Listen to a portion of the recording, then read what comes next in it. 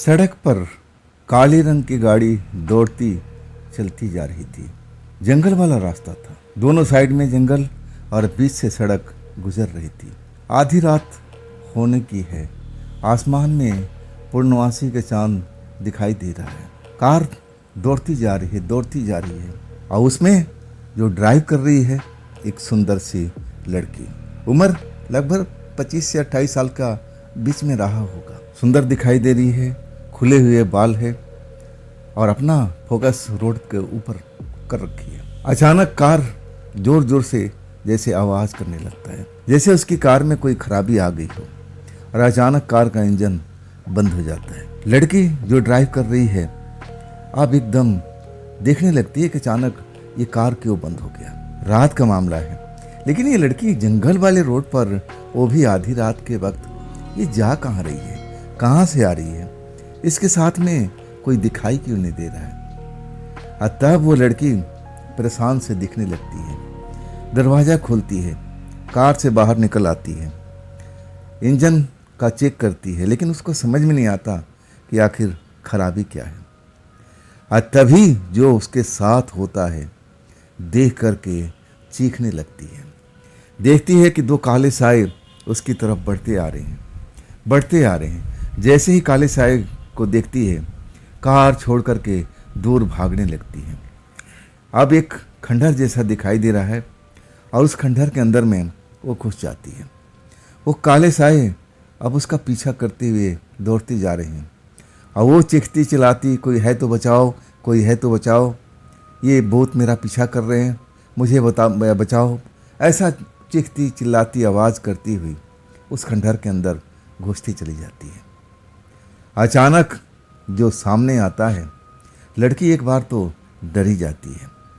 देखती है कि एक 45 से 50 साल का उम्र का दाढ़ी वाला इंसान उसके सामने एकदम से आ जाता है। जैसे उसको देखती है ना, अब वो सुंदर सी लड़की रुक जाती है और उसके पीछे जो काले दो साए आ रहे थे वो भी रुक जाते हैं और जब उसको देखते हैं दाढ़ी वाली शक्ल को, तो पीछे की तरफ भाग लेते हैं। ये है कौन दाढ़ी वाला और ये लड़की इस खंडहर में क्यों जा रही थी, आखिर मामला क्या है। तो नमस्कार दोस्तों, मैं हूँ राज शर्मा और आप देख रहे हैं हाईवे 33। दोस्तों, ये तांत्रिक मैडम की एपिसोड नंबर 48 है और आज संडे का दिन है, तो आज तो कहानी बनती ही है। ये तांत्रिक मैडम का नया एपिसोड है। तांत्रिक मैडम जो थी ना, एक केस के सिलसिले में इस जंगल वाले रास्ते पर आई थी, बिल्कुल अकेला। आज जो दो काले साए आप देख रहे थे ना, जो उसको देख करके तांत्रिक मैडम डर चुकी थी। सब उनका प्लान का हिस्सा था। एक ऐसे जाल को तोड़ना चाहती थी तांत्रिक मैडम, जो इस जंगल के अंदर में एक खंडहर में चल रहा था। एक मांत्रिक अघोरी बोल सकते हैं उसको, उसकी एक आत्मा जो मरने के बाद भी इस जगह पर राज कर रही थी और वो औरतों की भूखी थी। जो भी उसको सुंदर लड़की दिखाई देती, उसको वो पाने की कोशिश करता। उनकी शरीर को तो नहीं छूता, पकड़ता नहीं, लेकिन उनकी आत्मा को निकालने की कोशिश करता। उनकी आत्मा को अब इतना पकड़ रखता था कि कोई भी सुंदर लड़की उससे बच ना पाए। ऐसे ही एक हादसा एक सेठ की बेटी के साथ में हुआ था, जब वो अपने दोस्त के साथ में पिकनिक मनाने इस जंगल में आई हुई थी। रास्ता भटक गई थी, अपने दोस्तों से बिछड़ गई थी। अब इसके बाद वो लड़की बेहोशी की हालत में सड़क पर मिलती है। माता पिता उसको अब हॉस्पिटल में भर्ती कराते हैं, लेकिन वो कोमा में चली गई है। डॉक्टर इलाज कर रहे हैं, लेकिन उसको होश नहीं आ रहा है। बहुत दिन, बहुत पैसा खर्च होने के बाद में जब वो लड़की होश में नहीं आती है, तब उस सेठ को कोई लोग, उसके जो मित्रगण हैं, सलाह देते हैं कि एक बार कोई तंत्र मंत्र वाला अब किसी से अब इसको दिखवाओ, कहीं ऊपरी चक्कर, कोई ऐसा साया, कुछ तंत्र मंत्र का चक्कर तो नहीं है। आखिरकार एक तांत्रिक को अब सेठ लेके आते हैं और वो देखते ही पहचान जाता है। कहता है कि ये जो आपकी लड़की के साथ में हुआ है ना, बड़ा ही दुखद है। ये आपकी जो लड़की का शरीर दिख रहा है ना, सिर्फ इसकी बॉडी बॉडी है, इसमें आत्मा नहीं है। आत्मा किसी ने चुरा लिया है। सेठ को विश्वास नहीं होता, जो वहाँ पर लोग हैं उनको भी विश्वास नहीं होता। ये कैसे हो सकता है भाई? हम इस सदी में आ चुके हैं कि हम कहाँ से कहाँ तक पहुँच चुके हैं, और ये तांत्रिक बाबा कह रहे हैं कि किसी का आत्मा को चुरा लिया गया है। ये कैसे संभव है? लेकिन तांत्रिक बाबा पूरा खेल बताते हैं कि देखो, एक दुष्ट मांत्रिक है, लड़की का भूख है उसको बहुत है। जब भी इस रोड पर कोई सुंदर लड़की उसको दिखाई देती है, तब उसके साथ में यही हाल करता है। उस लड़की को बेहोशी की हालत में छोड़ करके उसकी आत्मा को अब अपने पास ले जाता है, आत्मा को कैद कर देता है, शरीर को छूता नहीं है। उस आत्मा से अपना हवस को अब पूरा करता है। जब सेठ सुनते हैं ना तो एकदम सिहर जाते हैं। बात ही कुछ ऐसी थी जो कोई सुने कांप जाता था। तो आखिर इसका उपाय क्या है? तांत्रिक सब कुछ बताने लगा कि मेरे में इतनी शक्ति नहीं है कि मैं उससे लड़ सकूं। ये तो आपको ढूंढना पड़ेगा कि ऐसा तांत्रिक जो आपकी लड़की की आत्मा को बचा कर ले आए। आखिरकार सेठ अपना खोज जारी रखता है और एक दिन तांत्रिक मैडम के पास पहुंच जाता है, पूरी अपनी कहानी बताता है। तांत्रिक मैडम तो मना कर देती कि नहीं भाई, मैं इस काम को ले नहीं सकती, इस काम में बहुत लफड़े हैं और ये आसान काम नहीं है। और तब सेठ जो है तांत्रिक मैडम के आगे हाथ जोड़ देता है कि मेरी बेटी को बचा लीजिए, आप जितना भी धन आप चाहोगी मैं देने के लिए तैयार हूँ। तांत्रिक मैडम समझाती है कि देखो, ये आसान सा खेल नहीं है, इसमें मेरी जान भी जा सकती है, मेरी आत्मा को भी वो चुरा सकता है, बहुत बड़ा रिस्क है। तब जो सेठ है ना, मिन्नतें करने लगता है कि आप ही बेटी बचा सकती है मेरी बेटी को, और कोई बचा नहीं सकता। आखिरकार तांत्रिक मैडम को तरस आता है और फिर उस काम को ले लेती है और कहती है कि बस जो मैं करूँगी अकेले करूँगी। आपको मैं सब कुछ करने के बाद अगर मैं जिंदा रही तब मैं आपको बता पाऊँगी, आपकी लड़की की आत्मा को छुड़ा पाई तो। क्योंकि ये आसान काम नहीं है, बहुत ही शक्तिशाली दुष्ट प्रवृत्ति का मांत्रिक इंसान है वो, जो मरने के बाद भी उसकी आत्मा ये सब गंदा खेल खेल रही है। तांत्रिक मैडम और अपने दोस्तों से, आशीष से, अपना जो हस्बैंड है आशीष, जेसिका और इन्हीं से भी, अनामिका से सलाह लेती है। सब मना कर देते कि नहीं तांत्रिक मैडम जी, इसमें आपकी जान का खतरा है, ये काम आपको बिल्कुल नहीं लेना चाहिए, ना करना चाहिए। लेकिन तांत्रिक मैडम कहती है कि देखो, मैं उस सेठ की दर्द को समझ रही हूँ। वो सेठ बड़ा अब जो कंडीशन में था, मैं इससे देखा नहीं किया, अपनी बेटी के लिए तड़प रहा है, मैं उसकी तड़पन को महसूस कर रही हूँ। मैं इस केस को अब अकेले ही हैंडल करूँगी, इसमें मैं किसी का साथ नहीं लूँगी। तुम सब समझ गए ना? लेकिन आशीष बिल्कुल मना करे कि नहीं मैडम जी, ऐसा आप बिल्कुल मत कीजिए, इसमें तो आपकी जान का खतरा है, वो तो ऐसे ही दुष्ट इंसान जैसा आप बता रही हैं। तब तांत्रिक मैडम आशीष को कहती है, तो चिंता मत करो, मैं आज तक कोई केस हारी हूँ नहीं ना, ये भी केस जीत के आऊँगी। हाँ, थोड़ा रिस्क तो है इसमें। इसके बाद तांत्रिक मैडम अपनी तैयारियाँ अब पूरी करने लगती हैं और फिर वो रात आ जाता है। पूरी अब उस पर रिसर्च करके और उस जगह पर सब कुछ जान लेती है कि वो जो मांत्रिक है वो कहाँ रहता है, क्या करता है, उसका घर कहाँ है। सब कुछ पता करने के बाद में तब वो उस रात को उस जगह पहुंच जाती है। पहला पदान तो पार कर जाती है। जो काले दुष्ट आत्मा अब तांत्रिक मैडम का पीछा कर रहे थे, वो तो उन्हीं के आदमी थे, उन्हीं की शक्तियाँ थीं। तांत्रिक मैडम ने उनको करने के लिए ऐसा बेबस किया था कि तुम मुझे डराओ ताकि मैं उस खंडहर में भागूं जहाँ पर तांत्रिक का निवास है, और उस पहले पदान में अब सफल हो जाती है।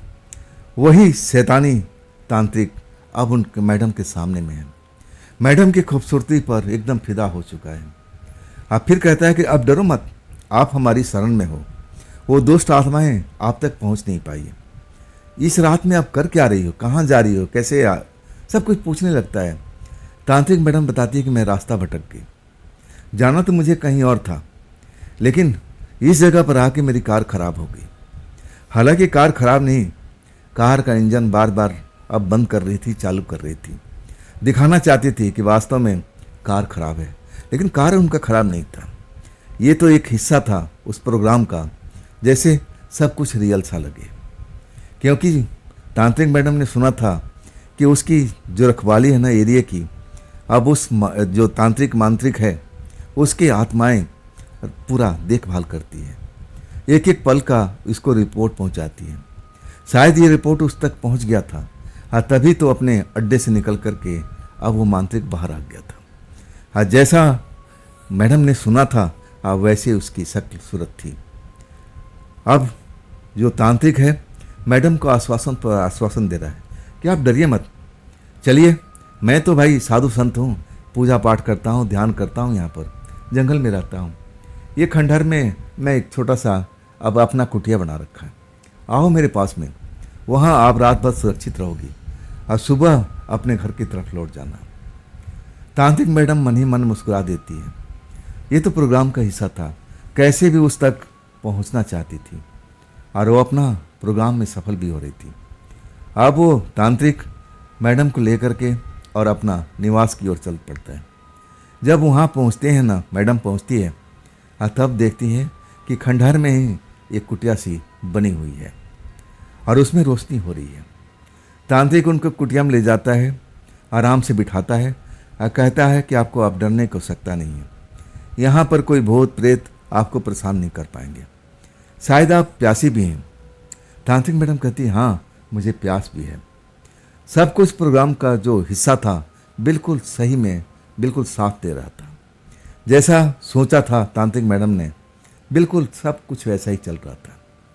वो जो तांत्रिक था ना, मैडम को पहचान नहीं पाया था कि इनके पास में शक्ति है, ये भी एक तांत्रिक है, लेकिन इसके जैसा नहीं। ये तो मांत्रिक था, दोस्त था, ये मरा हुआ था, इसकी आत्मा सब कुछ खेल खेल रही थी मरने के बाद भी। अब वो तांत्रिक मैडम को पानी देता है। पानी हाथ में गिलास में लेती हैं, लेकिन वो समझ जाती हैं अगर मैं ये पानी पीती हूँ ना तो मैं बेहोश हो जाऊंगी, अब फिर ये मेरे साथ में कुछ ना कुछ तो करेगा, लेकिन रिस्क तो लेना पड़ेगा। जब तक रिस्क नहीं लेंगी तब तक अपने काम में सफल नहीं हो पाएंगी। आखिर वो आत्माएं कहाँ हैं? उस सेठ की लड़की की आत्मा अभी तक दिखाई नहीं दी, तो आत्माओं को छिपा के कहाँ रखता है? वो तांत्रिक मैडम उस जगह तक पहुंचना चाहती थी, इसके लिए रिस्क लेना जरूरी था। अब तांत्रिक मैडम उस जगह पर तो देखने को अकेले थी, लेकिन उनकी जो छुपी हुई शक्तियाँ थी उनके आसपास ही थी, हर पल उनके साथ थी। उस तांत्रिक को भी पता नहीं चल रहा था कि तांत्रिक मैडम अपने साथ में कुछ शक्तियाँ भी लेके आई हैं। आखिरकार उस पानी को पीती हैं। 2-4 घूंट पानी पीने के बाद ही अब उनको चक्कर आने लगता है। तांत्रिक मैडम समझ गए कि अब खेल का शुरुआत हो गया है। अब कुछ ही देर के बाद में बेहोशी में चली जाती हैं। अब जो शक्तियाँ उनकी है ना, अब सब सक्रिय हो चुकी हैं। तांत्रिक को दिखाई नहीं पड़ रही हैं, लेकिन वो तांत्रिक मैडम के शरीर के आसपास में मंडरा रही हैं। अगर कुछ अनिष्ट होने को होता तो वो तांत्रिक पर टूट पड़ती, ऐसा कुछ करने नहीं देती। इतना तांत्रिक मैडम को पता था। आखिरकार जब तांत्रिक मैडम बेहोश हो जाती है तब वो बूढ़ा अधेड़ उम्र का अब जो तांत्रिक है अब वो मुस्कुरा पड़ता है। तांत्रिक मैडम को अपने हाथों से उठाता है और फिर उसी झोपड़ी में अब एक जगह पर बड़ा सा पत्थर है और उसको अपने पैरों से टच करता है। पत्थर बिल्कुल सरक जाता है, नीचे जाने का रास्ता अब दिखाई पड़ता है, जैसे वहाँ पर तहखाना हो। तांत्रिक मैडम को अपने हाथों में टांगे हुए और उस तहखाने में उतर जाता है और साथ में तांत्रिक मैडम की शक्तियाँ भी अंदर उस तहखाने में चली जाती हैं, लेकिन अदृश्य रूप में। तांत्रिक बिल्कुल पहचान नहीं सकता कि उनके साथ कुछ और भी शक्तियाँ इस तहखाने में पहुँच गई हैं। वहाँ जब तहखाने में पहुँचता है तब एक दिशा की तरफ चलने पड़ता है। लंबा सा गलियारा है और इसके बाद तो जैसे लग रहा है कि वहाँ आलीशान कमरा बना हुआ है बेसमेंट के अंदर में। उस आलीशान कमरा में बड़ा सा पलंग जो लग रहा है कि राजा महाराजाओं का बना हुआ है। कीमती सब कुछ उसमें, कपड़ा लत्ता, चादर, तौलिया, सब कुछ दिखाई दे रहा है। खाने पीने के बहुत सारा चीज़ें आसपास में रखी हुई, फल फ्रूट से लेकर के अब सब कुछ तक देखने में लगता है कि वाकई कोई राजा का महल का हिस्सा है। तांत्रिक मैडम को पलंग पर लिटा देता है। अब उसका चेहरा जो है खिल उठता है। बड़ा अब निगाहें लगा करके तांत्रिक मैडम को चेहरे का अब एक तरह से देख रहा है, जैसे रसपान कर रहा हो। मन ही मन मुस्कुराता हुआ फिर तांत्रिक मैडम को छोड़ करके आगे की तरफ चल पड़ता है, जैसे कोई अब काम करना जा रहा, आगे चलता जा रहा, आगे चलता जा रहा। फिर एक कमरे के अंदर पहुंच जाता है। वो देखने में किसी बार के समान थी। वहाँ पर बहुत सारी दारू की बोतलें, देसी से लेकर विदेशी तक उसमें भरी हुई थी। अब वहाँ पर एक बोतल निकालता है और उसी जगह पर अब ड्रिंक करने लगता है। ड्रिंक करते हुए उसकी आंखें और चमकने लगती है। इधर जो तांत्रिक मैडम है ना, जो बेहोश पड़ी थी, जो उनके पास में शक्तियाँ थी, अब तांत्रिक मैडम को होश में लाने की कोशिश कर रही है। कुछ ही देर में तांत्रिक मैडम को होश आ जाता है, जल्दी से उठती है। सब कुछ ये प्रोग्राम का हिस्सा था। उनको पता था कि उनके साथ में ऐसा कुछ होगा, इसीलिए शक्तियाँ इनके साथ में हमेशा तत्पर थी। अब वो पलंग से उठती है, देखती है, अरे बाबा, देखने में तो ऊपर झोपड़ी सा दिख रहा था, लेकिन ये बेसमेंट के अंदर में, तहखाना के अंदर में, ये तो राजा के महल से कम नहीं है। और फिर वो अंधेरी साइड में अब चली जाती है, छिप जाती है अंधेरे में जा कर के। देखना चाहती कि वो तांत्रिक कहाँ गया हुआ है और वो आत्माएं कहाँ पर कैद है। अब इंतज़ार करने लगती है। कुछ ही देर के बाद में वो तांत्रिक दिखाई देता है, लड़खड़ाता हुआ और कुछ गुनगुनाता हुआ उस पलंग पर आता है। पलंग के पास जैसे पहुंचता है, वो चीखने लगता है, कहाँ गई लड़की, कहाँ गई लड़की। चारों तरफ अब जैसे पागलों के माफिक घूम रहा है, एकदम चिल्लाता हुआ, तुम जाग गई हो, तुम होश में आ गई हो, तुम हो कहाँ पर, तुम यहाँ से निकल नहीं सकती। इस तरह नाप शनाप बकता हुआ इधर उधर अब एकदम पागलों के माफिक घूमते जा रहा है। तांत्रिक मैडम उस पल का आनंद ले रही है, जैसे वो बेचैन हुआ पड़ा है। आखिरकार जब तांत्रिक मैडम उसको दिखाई नहीं देती है और नशे में जैसे अब टुल्ली हो चुका है, जैसे बहुत सारा ड्रिंक कर रखा हो। पैर एक कहीं और पड़ रहा है, दूसरा पैर कहीं और पड़ रहा है। यानी ये आत्माओं के साथ में भी होता है, नशा का सुरूर होता है।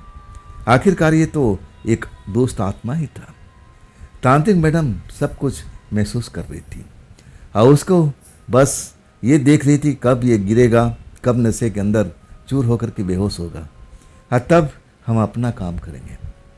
लेकिन इतना आसान काम नहीं था। इसको लग रहा था कि अभी पूरी तरह से अब नशे में लीन हुआ नहीं है, इसको दारू की और ज़रूरत है और तब जाकर के ये बेहोशी में जा सकता है। लेकिन ये तो बेचैन पलंग के आसपास कभी उधर जा रहा, कभी उधर जा रहा, चिल्ला रहा है कि तुम बच के नहीं जा सकती। इस जगह से आज तक कोई बच के निकला नहीं है। इस तहखाने में जो भी आता है ना, मेरी मर्जी के बिना निकल नहीं सकता है। आखिरकार कब तक तुम अंधेरे में छुपोगी? मैं तो तुम्हें चुटकियों में ढूंढ लूँगा, लेकिन अभी मुझे और प्यास लगी है। तांत्रिक मैडम समझ गई, प्यास का मतलब इसकी दारू की ज़रूरत है। और आखिरकार लड़खड़ाता हुआ और फिर उसी दिशा में बढ़ जाता है। उसी कमरे में पहुंचता है जहां पर दारू की बोतलों की अंबार लगी हुई है। और फिर एक बोतल को खोलता है और गटागट पीने के बाद जैसे फुल नशे में हो चुका है। आंखें एकदम लाल लाल सी दिखाई दे रही है। और फिर उस जगह से निकलता है और उस कमरे के अंदर पहुंच जाता है जहां पर तांत्रिक मैडम कुछ देर पहले उस पर बेहोशी की हालत में थी। उस जगह पर जाकर के पलंग पर बैठता है और फिर चीखता है, चिल्लाता है और तांत्रिक मैडम को धमकाता है। उनको तो पता भी नहीं कि ये तांत्रिक है। वो तो एक साधारण सी लड़की समझता है कि सुंदर सी लड़की है, आज मेरे काम में आएगी। लेकिन ये तो तांत्रिक मैडम थी, ये तो दूसरे को चकमा दे सकती थी। ये अब समझ रहा था कि ये कोई आसान काम है, इस लड़की को मैं पालूंगा। लेकिन उसका अब ये सोचना गलत था। तांत्रिक मैडम देख रही थी, अंधेरे में छिपे हुए, और सब निगाहें उस पर लगी हुई थी। उनकी शक्तियाँ दोनों आसपास में खड़ी थी। अब देख रही थी कि बस कुछ ही देर के बाद में अब इसका वही हाल होने वाला है। ये नशे में लुढ़क जाएगा, अब फिर हम अपना काम शुरू कर देंगे। वही होता है, चीखता है, चिल्लाता है, भद्दी भद्दी गालियाँ देता है कि तू कहाँ तक बचेगी, अब तू इस जगह से निकल नहीं पाएगी। चलो आज नहीं तो कल तो तुम मुझसे ज़रूर मेरे सामने आओगी, और तब मैं उस रात का बदला मैं और लूँगा। तांत्रिक मैडम डरती नहीं है। अब इस जो समझ रही है कि अब कुछ ही देर के बाद में ये नशे में इतना टुल हो जाएगा कि इसको होशो हवास नहीं रहेगा। अब वही होता है, कुछ ही देर के बाद में उसी पलंग पर वो लुढ़क जाता है। तांत्रिक मैडम अभी बाहर नहीं निकलती है, कुछ देर और इंतजार करती है ताकि तसल्ली हो जाए कि हाँ ये पूरी बेहोशी में है। उससे उलझना नहीं चाहती क्योंकि उसके पास बहुत शक्ति थी। तांत्रिक मैडम के पास में इतनी शक्ति नहीं थी जितना वो ताकतवर था। वो कुछ भी कर सकता था। उसकी कमजोरी सुंदर लड़कियां थी। जहाँ भी सुंदर लड़की अब उसको नजर आती, पाने की चेष्टा करता। और तांत्रिक मैडम तो थी ही खूबसूरत। सब जाल तांत्रिक मैडम ने बिछाया था और वो शिकारी खुद अपने ही जाल में फंसता चला गया। तांत्रिक मैडम अंधेरे से बाहर आ जाती है, उनकी शक्तियाँ भी निकल आती साथ साथ में हैं। उस अधेड़ तांत्रिक के पास पहुँचती हैं, देखती हैं कि हाँ अब ये बेहोशी में है। इतना दारू पी चुका है कि दूर से ही बदबू आ रहा है। तांत्रिक मैडम अनुमान लगाने लगती है कि आखिर उन आत्माओं को रखता कहाँ होगा। उसी गलियारे में, अब गलियारा बहुत लंबा जैसे तहखाना बना हुआ है, तहखाने में तांत्रिक मैडम अब ढूंढने लगती है। जिधर देखती हैं हर तरफ में हड्डियों का ढेर, अब जंगली जानवरों का जिससे दिखाई दे रहा है। दुर्गंध भी आ रहा है कई जगह पर, गंदगी का अंबार है उस सुरंग में, तहखाना के अंदर में। लेकिन सब कुछ को अब बिल्कुल बिना चिंता किए हुए तांत्रिक मैडम आगे बढ़ती जा रही है। आखिरकार एक बड़ा सा गेट अब दिखाई पड़ता है, फौलादी सा गेट, और वो बंद पड़ा हुआ है। जब गेट के पास रुक जाती है और गेट के खोलने की कोशिश करती है तो गेट खोल नहीं पाता है। हालांकि उसमें कोई ताला वाला लगा नहीं है। उस तरफ देखने की कोशिश करती है कि उस तरफ है क्या, लेकिन देख नहीं पाती। जब तक गेट नहीं खुलेगा अब उस तरफ में क्या है अब वो समझ नहीं पाएगी। तांत्रिक मैडम को समझ में आ जाता है कि इतना गेट यहाँ पर, और वो भी फौलादी गेट लगा हुआ है, मतलब उस तरफ में आत्माएं कैद की हुई रहती होगी। तांत्रिक मैडम जोर लगाती है उस गेट को खोलने की, लेकिन गेट टस से मस नहीं होता है। आखिरकार अपनी शक्तियों को बुलाती हैं जो पास में है और उनको बोलती है कि तुम इस गेट को खोलो। शक्ति जो दोनों थी उनके पास में, और वो उस गेट को बड़ा आराम से खोल देती है। जब गेट खुलता है ना, तब तांत्रिक मैडम देख करके हैरान हो जाती है। उसमें देखती हैं कि जो जितनी सारी सुंदर सुंदर लड़कियां हैं आत्मा के रूप में जैसे हवा में उड़ रही हों। आधा शरीर उनका दिखाई नहीं दे रहा है, आधा शरीर नजर आ रहा है, और उस जगह पर जैसे उड़ती जा रही हो हवा में, इधर से उधर, इधर से उधर। उसमें बहुत सारी ऐसी आत्माएं भरी पड़ी थी। लेकिन इतनी आत्माओं में वो लड़की कौन है जो सेठ की बेटी है? तांत्रिक मैडम एक फैसला करती है। उनको लगा कि ये सारी आत्माएं ये किसी न किसी की बेटी, किसी न किसी की बहन होगी। ये तांत्रिक, बूढ़ा तांत्रिक इनको कैद में कर रखा है, इनको आज़ाद करना चाहिए। आखिरकार उन लड़कियों को अब संबोधित करती है कि देखो आप लोग डरो नहीं, मैं आप लोग को मदद करने के लिए आई हूँ। और मैं तो आई थी एक लड़की को छुड़ाने के लिए, लेकिन वो लड़की मुझे नज़र नहीं आ रही है। आप लोग अगर उस लड़की को जानते हो तो मुझे बताओ, मैं आप लोग को भी यहाँ से निकालूंगी और उस लड़की को भी निकालूंगी इस दुष्ट तांत्रिक के चंगुल से। तांत्रिक मैडम एक फ़ोटो दिखाती हैं, और तब एक लड़की कहती हाँ ये सबसे पीछे में है, और वो भागती हुई चली जाती है हवा में उड़ती हुई जैसे, और कुछ ही देर में उस लड़की को लेके हवा में तैरती हुई आ जाती है। तांत्रिक मैडम फोटो से मिलान करती है और तब कहती है, हाँ तुम्हारे पापा अब हमें भेजा है तुम्हें बचाने के लिए।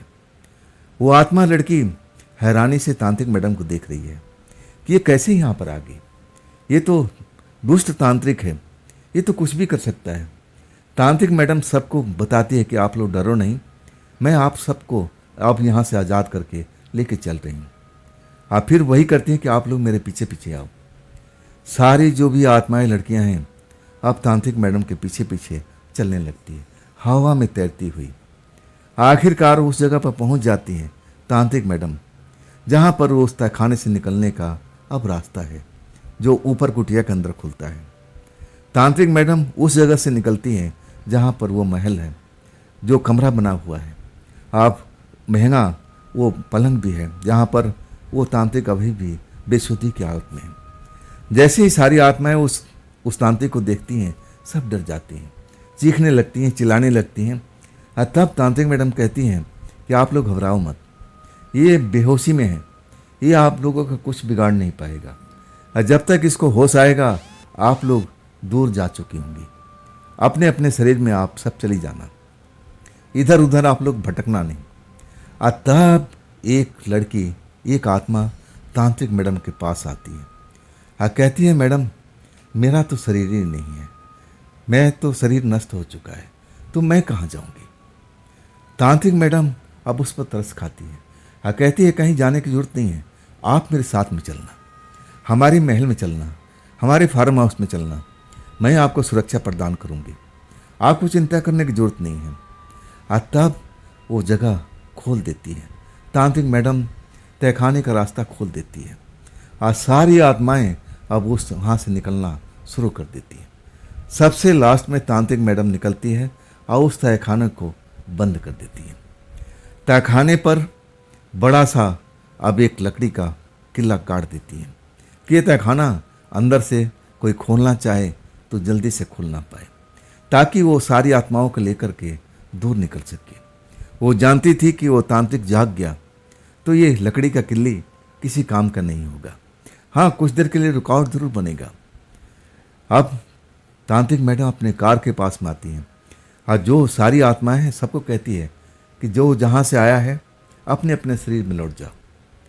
और उस एक इकलौती आत्मा को जिसका कोई शरीर नहीं था, शरीर नष्ट हो चुका था, अपने साथ कार में बिठाती हैं और सेठ की बेटी को भी आदेश देती है कि तुम अपने शरीर में जितना जल्दी हो सके लौट जाओ, तुम्हारे पापा इंतज़ार कर रहे हैं, तुम्हारे परिवार के लोग इंतज़ार कर रहे हैं तुम्हारा।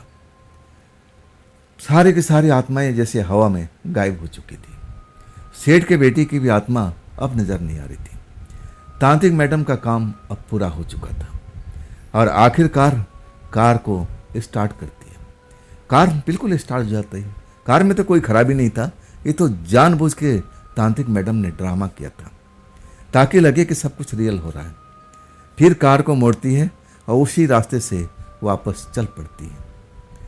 सफ़र लंबा है, लेकिन जब इतना लंबा सफ़र तय करके अपने फार्म हाउस में पहुंचती है तब थकावट से चूर हो जाती है।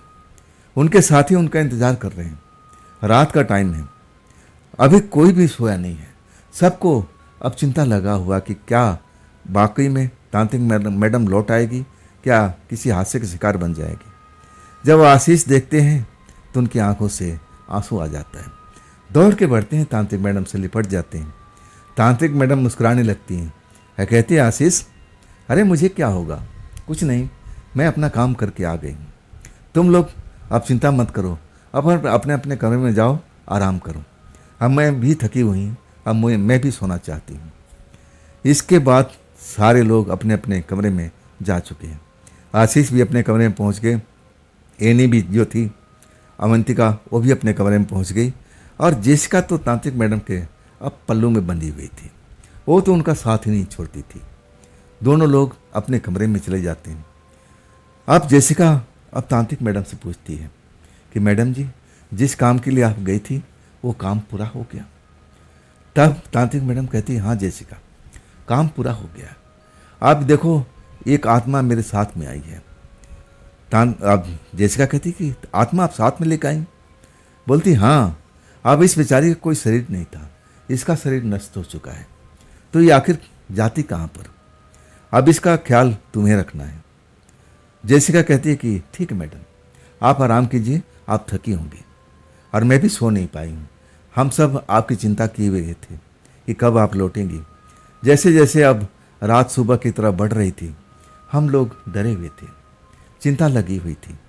तब तांत्रिक मैडम कहती है कि आप चिंता की कोई बात नहीं, जेसिका तुम भी सो और मुझे भी सोने दो। कल सुबह मुझे बहुत सारा काम करना है। पहले तो मुझे उस सेठ से मिलना है, वहाँ जाना है और देखना है कि लड़की उनकी होश में आ गई कि नहीं आ गई। अगर आ गई होगी तो बहुत अच्छी बात है। हाँ, मैं उम्मीद करती हूँ कि बिल्कुल उसको कोमा से बाहर निकल जाना चाहिए। सुबह होते ही तांत्रिक मैडम कुछ आराम करने के बाद कार जेसिका बैठी हुई है और खुद कार ड्राइव कर रही है। उस हॉस्पिटल में पहुंचती हैं। हॉस्पिटल में पहुंचती हैं, उस वार्ड में जाती हैं, स्पेशल वार्ड में, जहां पर सेठ का परिवार है। सबके चेहरे पर खुशी नाच रही है। तांत्रिक मैडम समझ गई कि आत्मा लौट पड़ी है, शरीर के अंदर आ गई है, आत्मा जाग गई है, शरीर अब बिल्कुल स्वस्थ होगा। जैसा कामना करती हैं, अब वैसे उस लड़की को देखती है।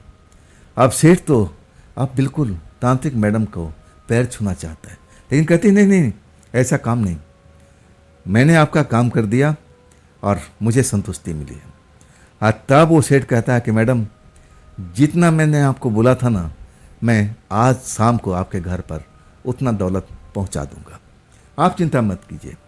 तांत्रिक मैडम कहती कि मैं पैसे के लिए नहीं आई, मैं देखने के लिए आई कि आत्मा कहीं भटकी तो नहीं, सुरक्षित अपने शरीर में आ गई ना, मैं ये देखने के लिए आई थी। आप मैं देख ली, संतुष्टि मिल गई, अब लौट रही हूँ।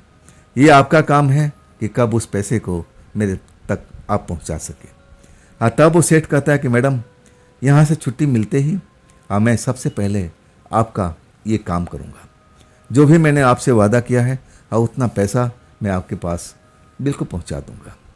तांत्रिक मैडम मुस्कुरा देती है। फिर जेसिका से कहती है कि चलो जेसिका, चलो बहुत दिन हो गया, अब कहीं घुमा फिरा जाए, अब थोड़ा मनोरंजन भी करना ज़रूरी होता है। तो क्यों ना, एक अच्छी फिल्म लगी हुई है, लेकिन है डरावनी, क्या तुम देख पाओगी? जेसिका हंस पड़ती है, कहती नहीं नहीं, मुझे तो बड़ा डर लगता है।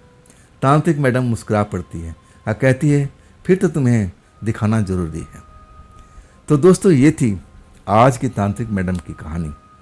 ये कहानी आपको कैसी लगी कमेंट में ज़रूर बताइएगा। दोस्तों, अगर आपके पास कोई अच्छी कहानी है, कोई डरावनी कहानी है, तो आप मुझे मेरे व्हाट्सएप नंबर पर, मेरे मेल आईडी पर, मेरे जो भी सोर्स है उस पर आप अपनी कहानी को आप मुझे भेज सकते हैं। दोस्तों, ये भी चैनल आप ही का है, तो इसको भी अपना प्यार दीजिए, लाइक कीजिए, अपने दोस्तों को शेयर कीजिए।